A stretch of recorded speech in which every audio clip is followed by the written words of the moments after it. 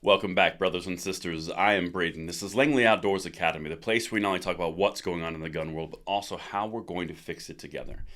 And tonight's video is a special video. Every single year, on the night of the State of the Union, we do a State of the Second Amendment in this amazing nation of which we are blessed to be a part of every single day.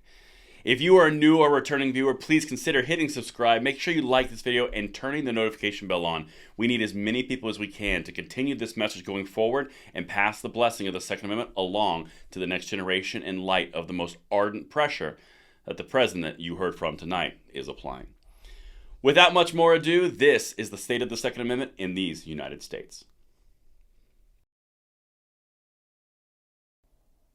My fellow Americans, tonight, some of you undoubtedly watched the President of the United States give the State of the Union address.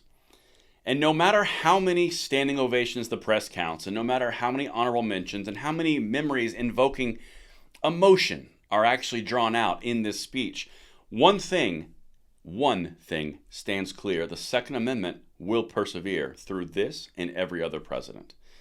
Undoubtedly, tonight you're going to hear a lot of stories about common sense gun control. All the things that this president has been responsible for, which is going to curb gun violence through common sense gun regulations. Undoubtedly that will happen. And again, I say, the Second Amendment stands strong. Throughout this entire year, we've seen the Biden administration go after the Second Amendment in rather unconventional ways.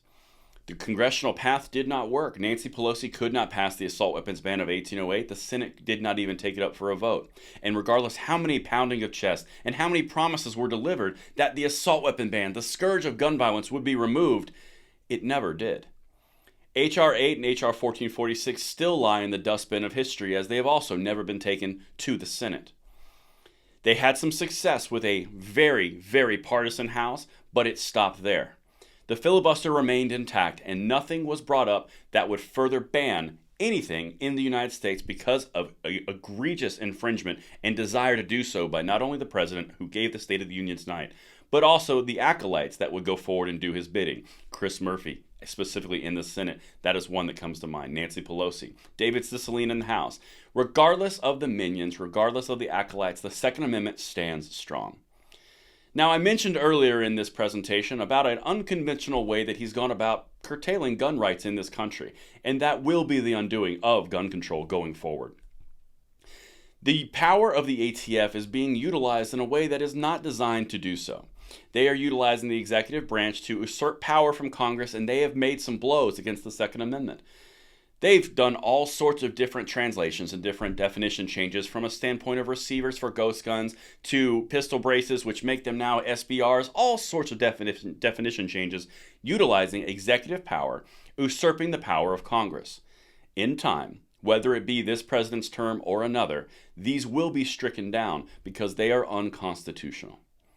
Hear that loud and clear. They will fall because of the unconstitutionality.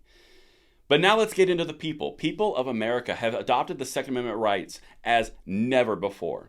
In fact, we've covered multiple times on this channel how the new benchmark, the new baseline for Second Amendment purchases in the United States is significantly higher, in the millions, as a new norm. Every time that they crush harder on the Second Amendment purchases and perseveres, and we will continue to do so on this channel, in this country, to pass the blessing of the Second Amendment along to the next generation.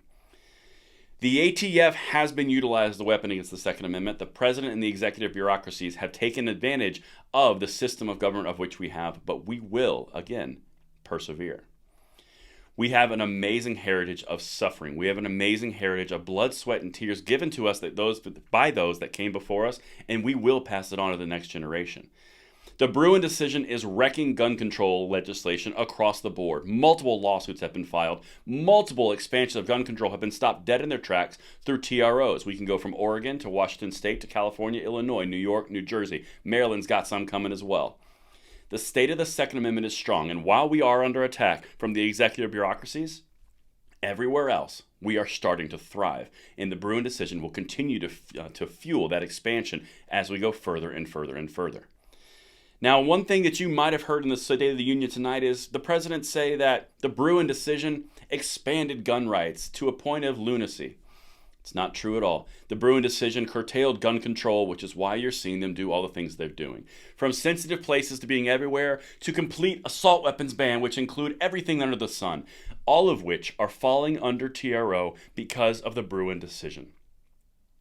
The power of our system, the power of our checks and balances, the power of our people will persevere. The Second Amendment will be driven to the next generation through the power of the people watching this right here. The state of the Second Amendment is under pressure, but under pressure becomes diamonds, and that is what we are going to pass to the next generation. Thank you so much for watching this video. Let me know what you guys think of the state of the Second Amendment, and I will see you on the next video. I'm Braden. See you later.